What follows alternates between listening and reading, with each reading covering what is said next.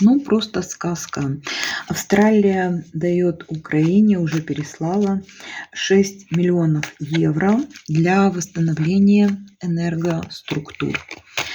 Что можно сказать об этом? Как будут использованы эти средства?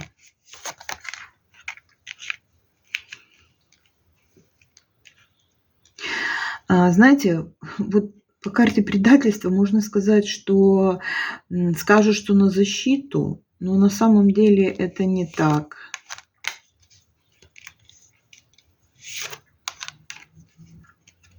Нового оборудования они ставить не будут. Скажут, что обновили старое, но это будет обман. А деньги опять выведут. Но не сразу, а постепенно. За границу.